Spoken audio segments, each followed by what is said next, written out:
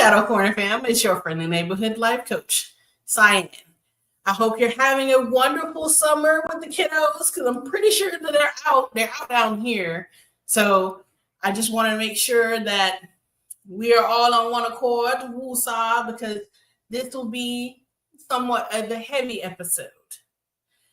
Most of you know that, well, the ones that I've discussed this with. My aunt passed away from stage 4 lung cancer. I was approached to become part of a book called Showing Up Perspectives on Cancer, Strength, Hope, and Resilience. It is available on Amazon. But in that time, I was showing in that chapter that I wrote what my grieving process was towards the end of the chapter. Sometimes we don't realize exactly what we need for self-care when it comes to grief. There was at one point that I felt as if that I think it's like it's a form of survivor's guilt. Like, should I have done more? Should I have done less? Should I have just let the doctors do their job and let them do it? But knowing my determined self, I didn't want to accept the inevitable. So I carried guilt and I carried the fact that I was still living. And it was not an easy thing to carry. But to this episode, to those we've loved and lost, I want to bring out a sense of clarity when it comes to grief. And I have someone that can bring it to the forefront and help us recognize what that is and how to overcome it. So welcome back to another episode of Shadow Corner, where we dive deep into mindfulness of self-care and the journey that shapes us. Today, I have the honor of speaking with someone whose perspective on loss and healing is nothing short of transformative. Ms. Vicki Paris Goodman is the author of To Sam with Love, a surviving spouse story inspired grief, a powerful account of how she found unexpected optimism after passing of her husband, Sam. Instead of being consumed by grief, she was met with profound insight, seemingly from beyond, that reshaped her understanding of loss and led by her embrace of accepting new chapters in her life. Her message is bold and uplifting and challenges the way we've been taught to see adversity. But Vicki's journey doesn't stop there. A retired mechanical engineer, semi-professional singer, violinist, and she's also spent over 20 years as a theater critic. Now living in the mountains of central Arizona, she has just completed her second book, Speed Bumps, and another impediment to the life in the fast lane, which takes a harmonious and insightful look at the challenges of the type A personality navigating life's twists and turns. Vicki's mission is actively promoting her book and 3 episodes audio series to help others face loss and adversity and reframe their perspective and step into their next chapter with hope, purpose, and her message is one that has been called to start a movement. Now, I don't know about you, but that sounds like a great woman to bring on forth. So without further ado, Ms. Vicki, welcome to Shadow Corner. How are you doing? I'm great, Cyan. Thank you so much for having me. So, Ms. Vicki, can you, take your book, To Sam with Love, share your unexpected experience on optimism after losing your husband. Can you take us back to that moment? What was the turning point that shifted your perspective on grief? Yeah, there were actually two turning point moments within a couple of weeks of each other. So the first one was on the day my beloved husband Sam passed. He was such a wonderful man, and he was the love of my life. He passed from cancer in 2019. Um, Let me just back up a little. I was raised in a very secular family. Nobody in my family believes in anything. Okay, so here I am the day I lose Sam. And suddenly on that very day, I'm flooded with optimism. It was really almost unseemly, to the point where I thought, no, this is way too soon for me to feel this way. So, my first instinct was to push it away. But then I felt like I was being led in a particular direction. Now, having been raised so secular, I wasn't accustomed to spiritual experiences of any kind. In fact, I don't think I'd ever had one. And then on the day Sam passed, not only am I flooded with optimism, but I feel like I'm being led in a more positive direction than I would otherwise have gone, on my own initiative. It felt like a helping hand was coming from somewhere outside myself to sort of push me in a particular direction.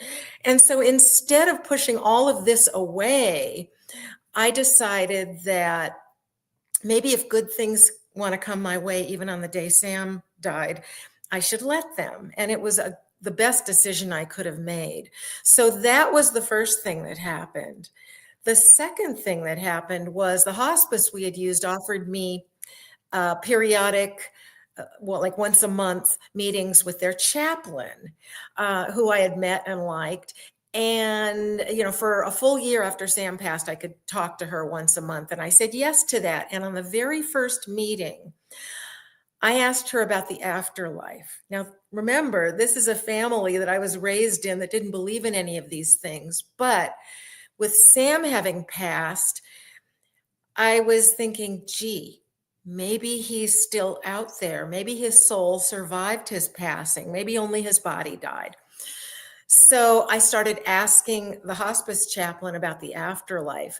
And she told me some things which were very insightful. But the main thing she did was she recommended that I read a book, the story of a secular neurosurgeon who had had a near-death experience from a brain infection that he had no way of really contracting.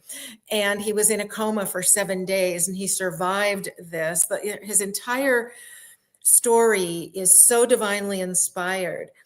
And I just found his story so convincing, not only divinely inspired, but so convincing that it brought me the rest of the way, believe it or not, to fully believing in God and an afterlife. And that was almost 6 years ago. And I haven't, my faith hasn't wavered since. So those were the two things that happened that really made a difference to the way I moved forward into what I call the next chapter of life after losing Sam.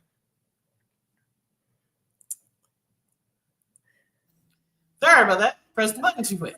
So many people feel consumed by grief.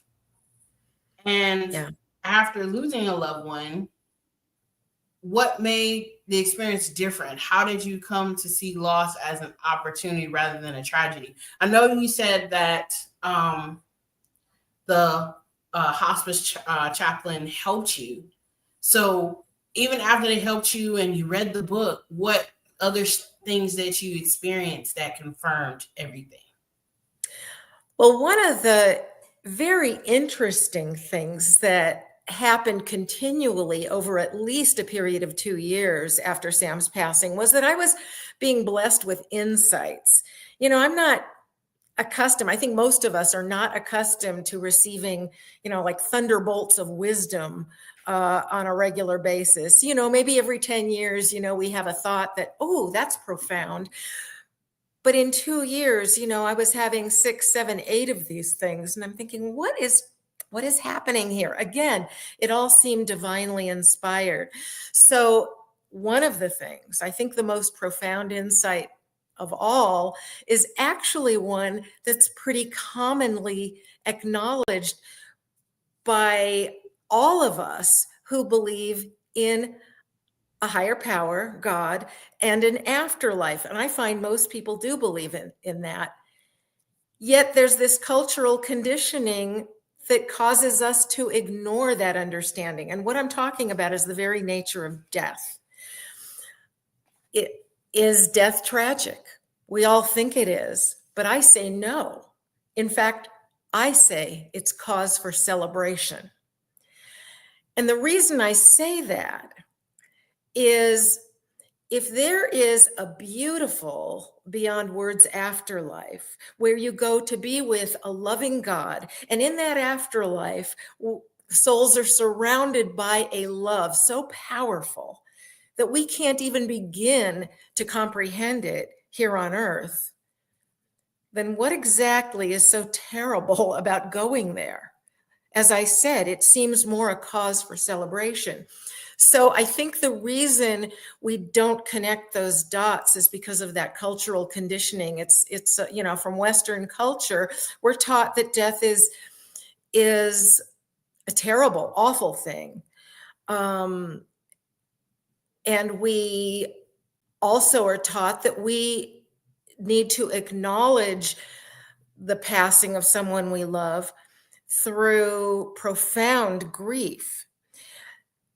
Now, I grieved for Sam, and I would do so again, even with this insight. But what I think we're really supposed to grieve, what makes sense to grieve, is the changes to our life. When we lose someone who is very important to us, like a spouse who we shared our home and our whole life with, we're going to grieve. As human beings, we don't usually like the unknown or the uncertainty of what's next when something changes our life that we have no control over. I had no power to stop Sam's death. So here I am faced with, okay, what now? And we don't like that, even if the prospects are really positive and exciting, because we don't know for sure what's going to happen. So that's what we're going to grieve. But the fact that our loved one went to this beautiful place ahead of us to be with God, and that we will join them there later. In the meantime, God's plan for us is to learn more, experience more, maybe even to teach others. I don't see that this scenario is at all negative in any way. So that's what I want people to do. I want them to connect the dots between what they know from their belief system in God and an afterlife, and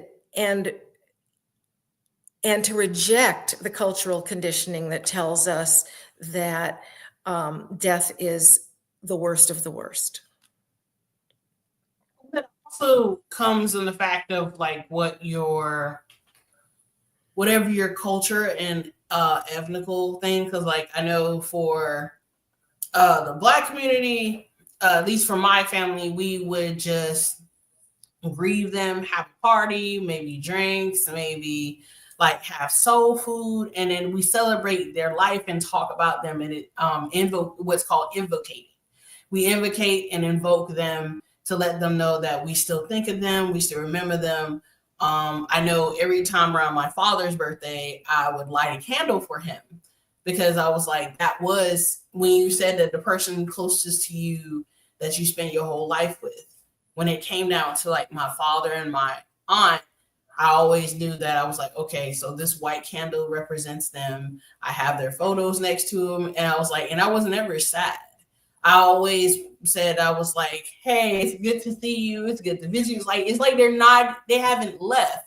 So it's like, as a kid, it was like a weird thing for me, because my mom was like, they're gone, they're not coming back. But when I started to let her know that I was like, they're always with us when we make decisions, or when we make choices, when we go walk across the street, drive somewhere, they're always with us. They're not leaving us. It's just like a pause in time right now. But I feel like it's for some people, when a loved one is lost, their life is either on pause because they feel as if like they're trying to figure out like how they're going to push past that. because either they had like a high influential, high heavy weight in their life, and now they feel like an air balloon floating upward and not knowing how to stop, or feeling like they probably been hit by a car because the person that they love most isn't present with them. So I know you said that loss is not tragic, but rather part of God's plan. How did your faith influence the ability to embrace a new chapter after Sam's passing? Yeah, again, it was that helping hand, Cyan, that just was leading me in a particular direction. The other thing that happened was all these opportunities started coming my way. I rejoined the orchestra that I had been playing violin in until we got Sam's diagnosis. That was kind of a no-brainer. I mean, that was an opportunity that was there all along, and it just made sense to rejoin and, to kind of help myself to get into that next chapter. But other things were happening. I'd always reviewed theater for over 20 years before I retired from, my engineering career. I was doing theater reviews on the side. And I always thought it would be fun to maybe act in a play someday. So I get this email from the community theater, the local community theater, saying that they're doing having auditions for a staged reading, which means, they're going to have scripts on stage when you're performing. So you have to know your lines, but you don't have to memorize all of them. And I thought, oh, what a great way to break into this. So I go to the audition, and I am so intimidated by the people that auditioned before me because they all sounded so polished and experienced. And I thought, I can't do this. And I was going to leave. And then something made me stay. Long story short, I get the female lead in the play.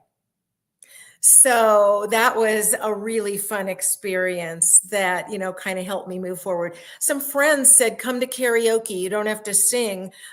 We just have a great group of friends, and we think you'd really fit in well. And, it'd be a whole new group that you could hang out with. So I went, and, nobody was listening to the person singing. Everybody was just, kind of eating and drinking and gabbing. And I thought, oh, well, this is safe. Nobody's even listening to the person. So I gave the karaoke jockey, that's what they call them, a song choice. And my turn came up, and I go up there and I start, singing.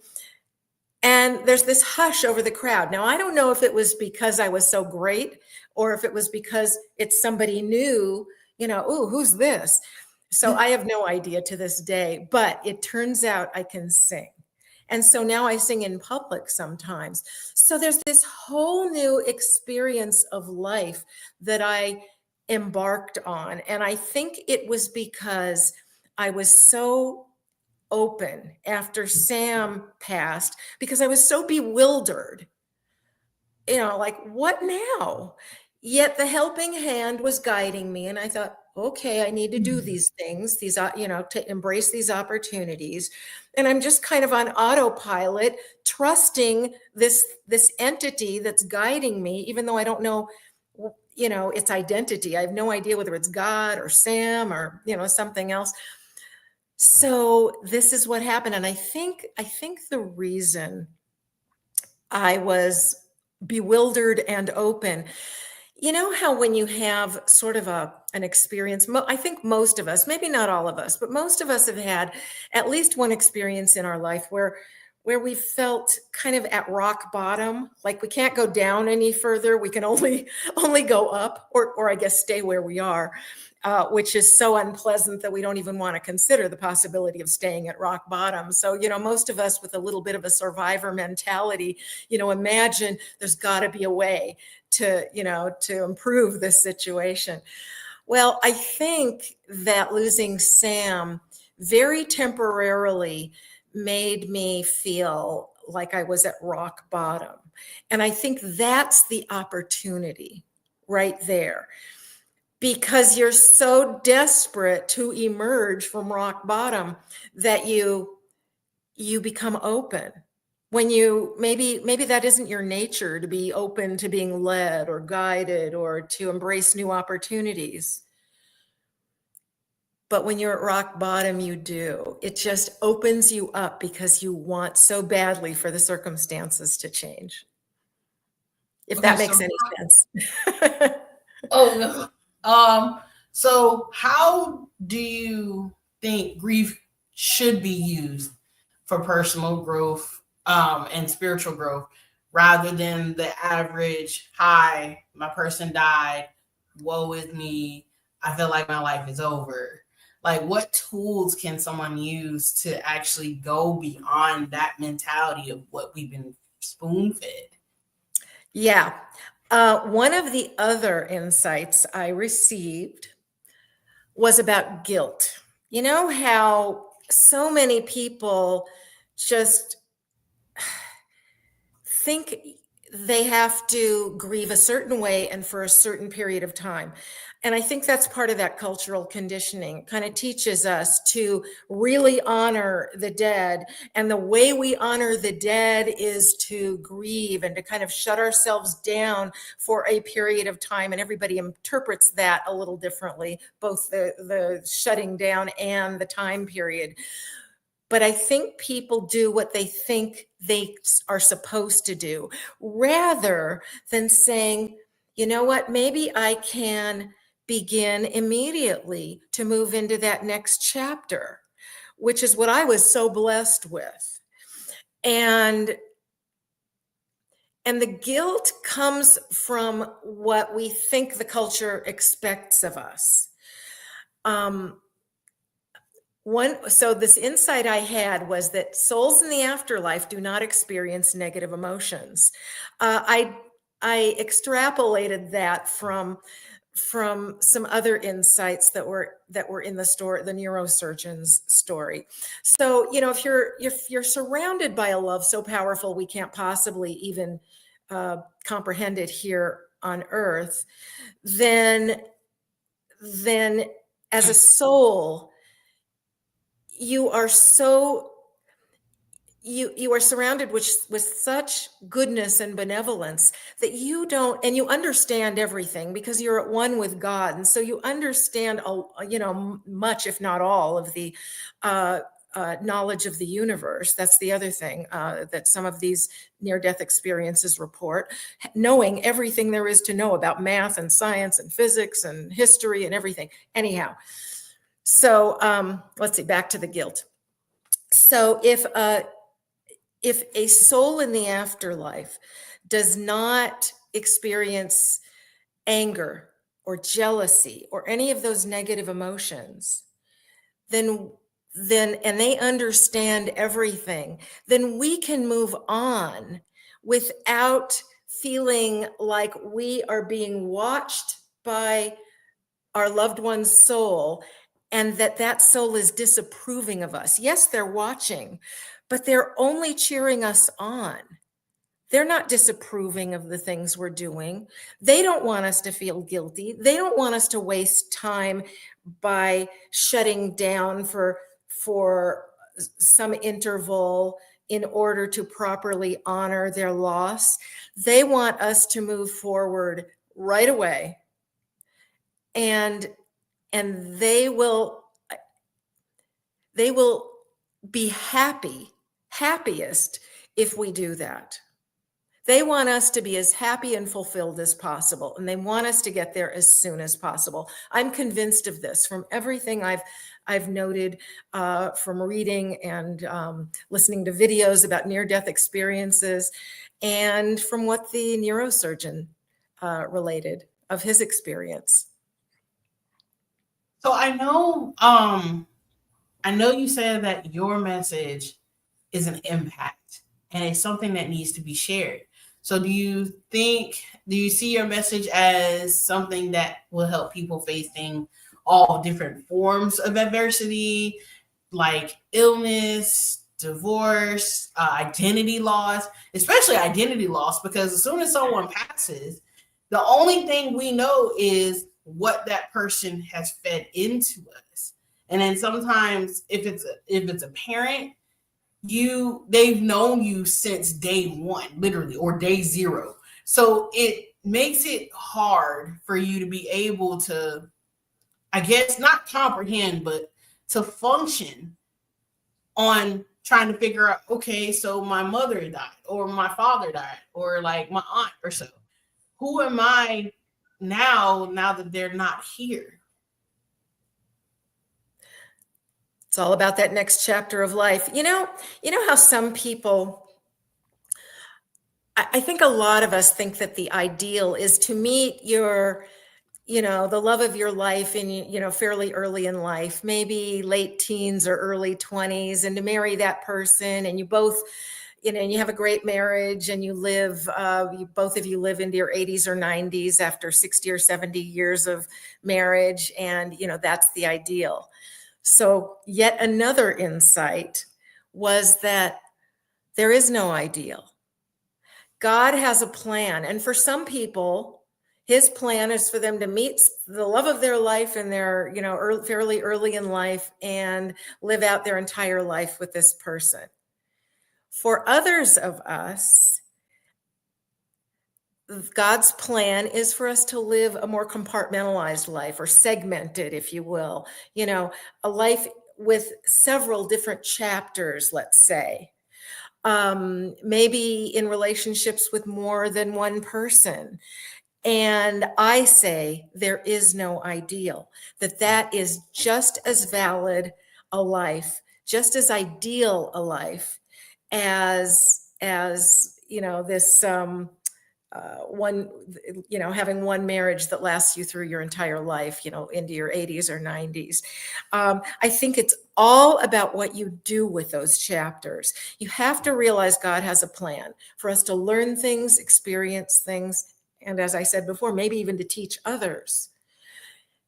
And if you look at it that way, then if you lose someone that's very important to you, that was part of God's plan. And there's something else for you. And it can start right now. It should start right now. And so embrace those opportunities. Let yourself be led. Open yourself to a helping hand. If it was available to me, it's got to be available to others. So just be open and think, okay, I wasn't meant to live my entire life married to Sam. I had 22 years with him. Be grateful, Vicki, I said to myself, for those years. And now let's see what's next. It can be really exciting. So once I accepted that God's plan was never for me to be with Sam for more than 22 years, it was very easy to feel okay about it. It wasn't meant to be any more than that. Be grateful for what you had. There's something else in store for you. So let's shift gears. Your second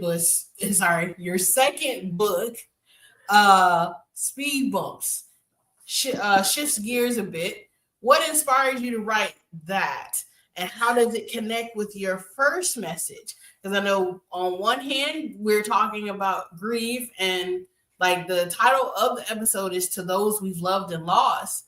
So how does Speed Bumps coincide with the first book?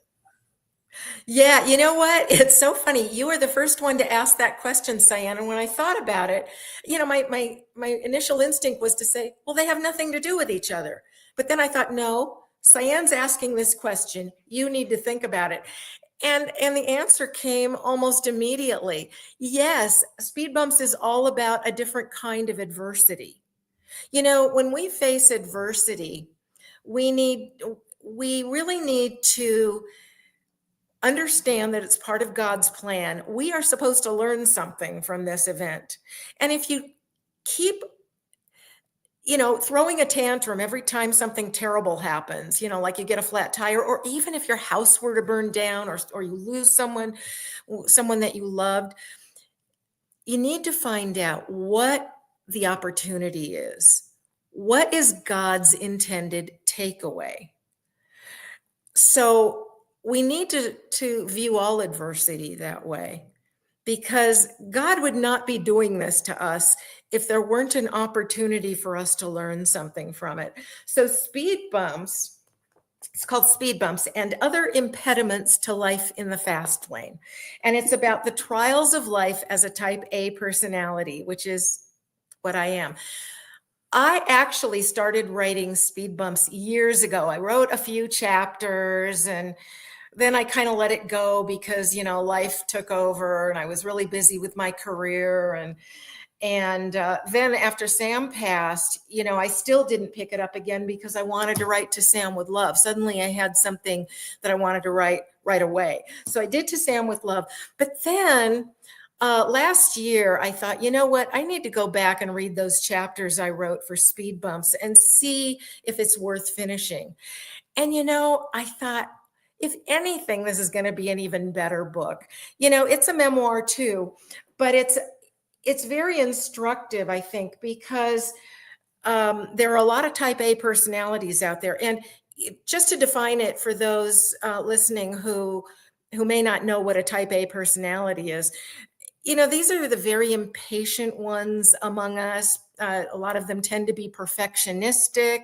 A lot of us, I should say, tend to be very perfectionistic, maybe control freaks. If we're in management positions at work, we don't delegate easily because we want to control everything. Our mantra is kind of, if it's to be, it's up to me.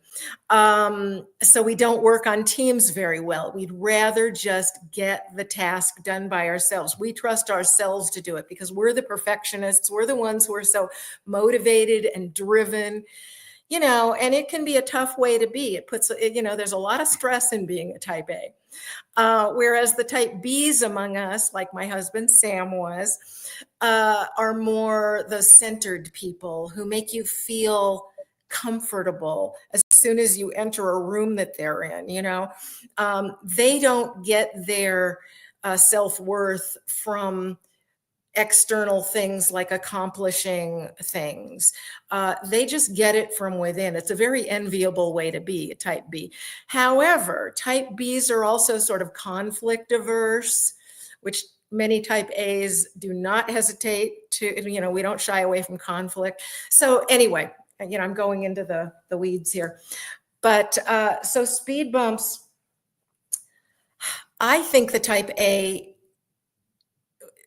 personality probably emanates in most people from a need to control. And I think that need to control comes from having felt powerless in childhood.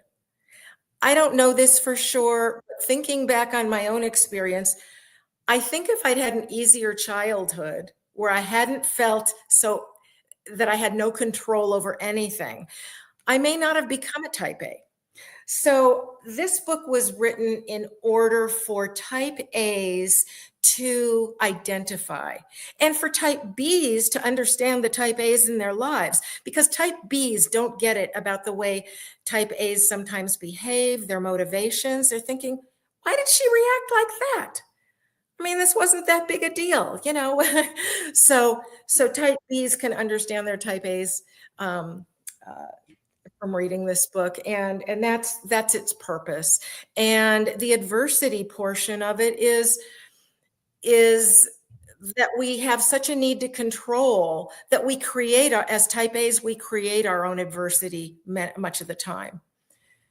A lot of it comes from within.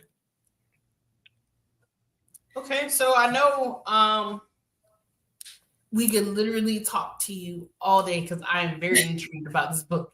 What's one particular thing someone listening today can start reframing in their grief and hardship, or in a more hopeful light?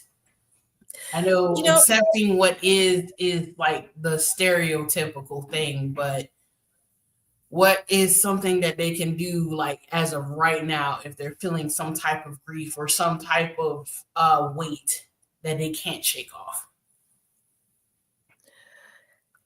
Yeah.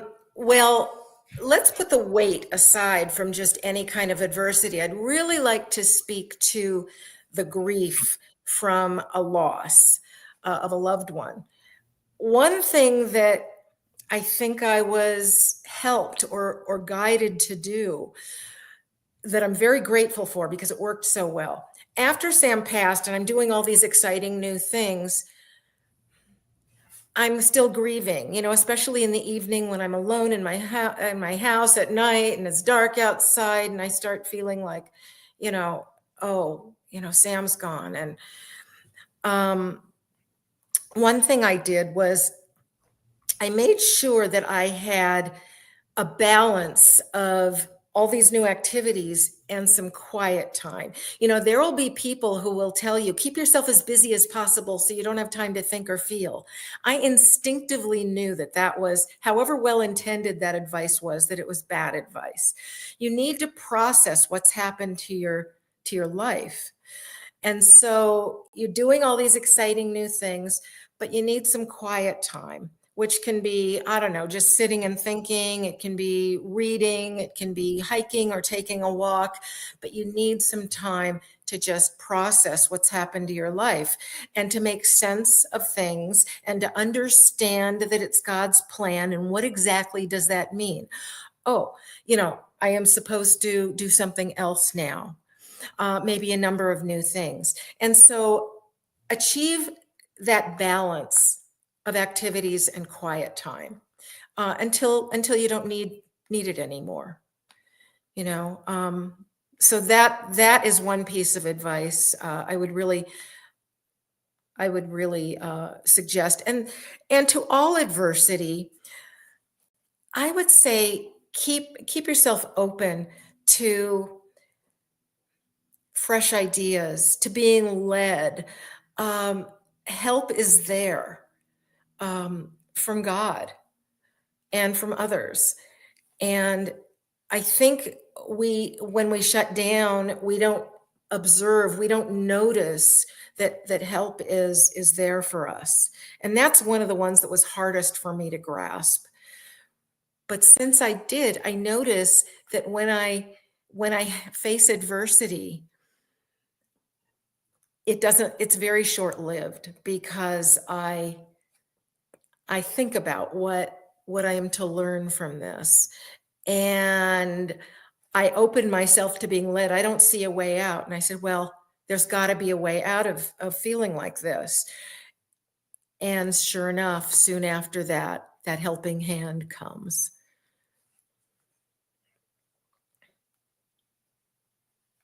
Miss Vicki, you have me over here thinking all different aspects of life. I love it.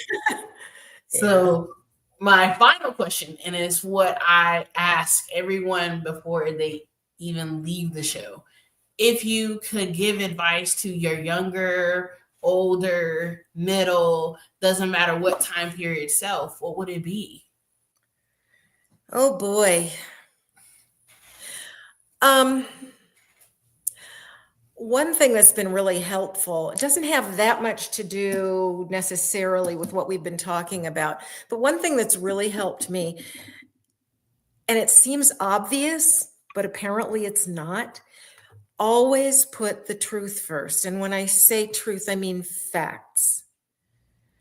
If you're getting informed on politics, or if you're getting informed on anything in life, always vet your sources and go for the facts. And if someone has lied to you, if you find someone has lied to you or misinformed you, drop them as a source and find somebody else. I wish I had thought of that many years before I did. That's good because I don't move. That's similar to me because like I don't move anywhere forward until I actually know all the facts, all the truth, and then I personally for myself make the decision. And now a lot of people is like, but what about this person? Their voice holds weight. I was like, it doesn't matter if they hold weight. I mean, balloons hold a lot of helium, but they can still go up regardless of what I say or do because the decision's already been made. I'm going upward. So it's like it's not in a sense you protecting yourself. It's just like being the advocator for what's right is right and what's wrong is wrong, and you need to embrace that. Yes. Yeah. Well put. I can't improve on that statement. Say what? I said I can't improve on that statement. I got you. Okay, so how can people find you, Miss Vicki? Like get in contact with you, get connected with you, and all that jazz. Yeah. Okay. So if you go to VickiParisGoodman.com, the books are there discounted. If you want to buy them from the links on the site, that's where you can get them at the best price that I know of. I have some blog articles there. I really should start adding to that part, that are very interesting. Some podcast interviews are posted on there. Videos of podcast interviews I've done, other ones. Yeah, so come to VickiParisGoodman.com if you have comments and want to reach out to me. There's a contact form too, and I always get back to everyone who contacts me. So grab the books, contact me if you have something to say or want to reach out. Okay. Well, thank you, Miss Vicki. We really do appreciate it. You are indeed our guru on grief and adversity. Your light is undeniable, and we will see you next time. Thank you so much, Cyan. All righty. All righty, good people. So to wrap it up here in a nutshell, when it comes to those we love or lost, we need to start thinking of them as not just a tragedy or not even a tragedy at all. It's a celebration of life. The people that you have around you now, and I know it's a hard way to look at it, at one point they are going to leave us. And the one thing we need to start understanding and getting through is that death is not the end. It's the beginning of a celebration, a party that we can carry on with us. They never leave. Their body may be gone, but you still have your memories. You still have those good times. You still have all those things that gave you joy when you were with them. And by you slowly but surely embracing that acceptance and knowing the facts, knowing what's your truth, what's true in general about what you believe on grief, that more or less will make sure that you understand who you are, not just as a person or A-type personality or B-type personality, but as an individual, a human being, a spirit having a human experience. And I hope that this episode has given you like a better insight on what grief is, how it not only affects us, but also how we can overcome it and look at the positive in it. Now, this is only part one. Part two, we'll be introducing another guest. I will not reveal them this time around, but just know that we're going to be looking at a different slice of life. But as always, it's great to see you guys. Hope to see you soon. And as always, we're out.